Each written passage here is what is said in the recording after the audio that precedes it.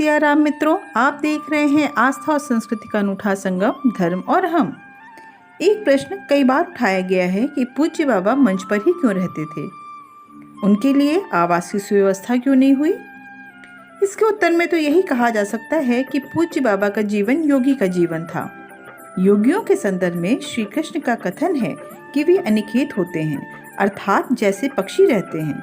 उनका एक स्थान को छोड़कर दूसरे स्थान पर उड़कर चले जाना, उन्हें कोई ममत्व नहीं, कोई विराग नहीं, कोई राग नहीं।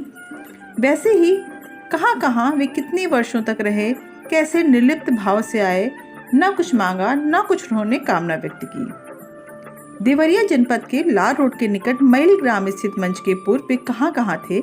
इस क्रम में बाबा ने स्वयं बतलाया कि हरिद्वार आने से पूर्व वे दक्षिण भारत के अनेक स्थानों पर भ्रमण करते रहे। दक्षिण भारत में उनका कोई दूसरा ही नाम था। कई बार महाराज जी ने संकेत दिया कि वे बहुत वर्षों तक पहाड़ की गुफाओं में साधनारत थे।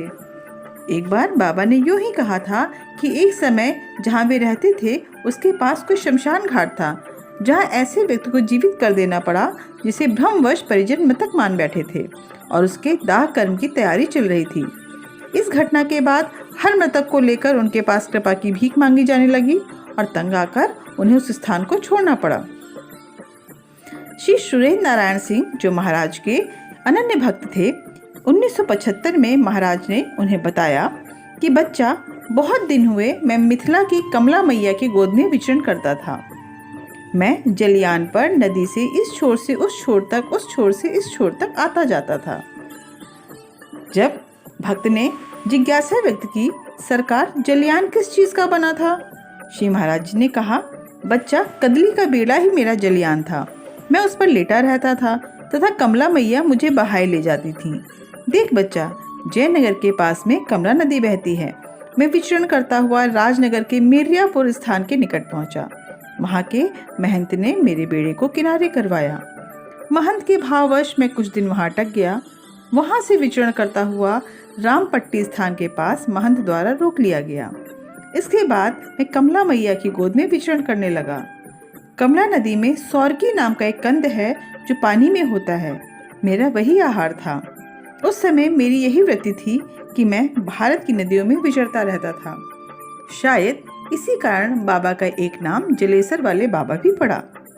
श्री सिंह ने आगे बताया कि एक बार जब मैं महाराज के समक्ष बैठा था, श्री महाराज जंगल का अनुभव सुनाने लगे और बोले, बच्चा, एक समय मैं उत्तराखंड के जंगल में निवास कर रहा था।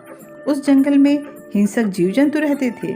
विचार में आया कि इस पंच भौतिक शरीर को रखकर क्या होगा।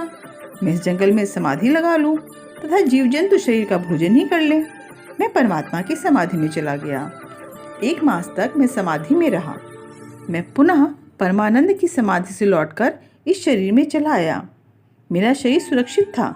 इसके बाद मैं बहुत दिनों तक जंगल में रहा। देवराहा बाबा ने यह भी बताया कि उन्होंने अमरकंटक में महानदी के उद्गम स्थल के आसपास दीर्घ काल तक निवास किया। नर्मदा जहाँ से निकलती है वहाँ के कण कण से बाबा सुपरिचित थे। उस स्थान पर वे आंवले के वृक्ष पर निवास करते थे तथा वहीं से उपदेश दिया करते थे। जब आंवले का वृक्ष उखड़ गया तो जनता ने ईंटों से घेरकर एक स्मृति स्थल का निर्माण कराया, जहाँ आज भी श्रद्धालुओं द्वारा नारियल चढ़ाया जाता है।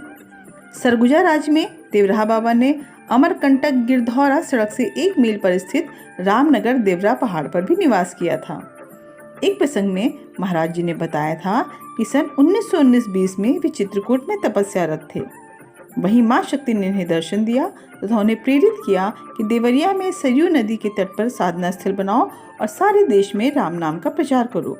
श्री माँ की आज्ञा को शिरोधार्य कर ही वे देवरिया के मैल नरिया गांव के निकट मचान बनाकर साधनारत थे। इस प्रकार हम देखते हैं कि बाबा किसी एक स्थान व काल में बंध कर नहीं रहे। आपको हमारी यह जानकारी कैसी लगी? यदि अच्छी लगी तो हमारे चैनल को लाइक करें और सब्सक्राइब करें।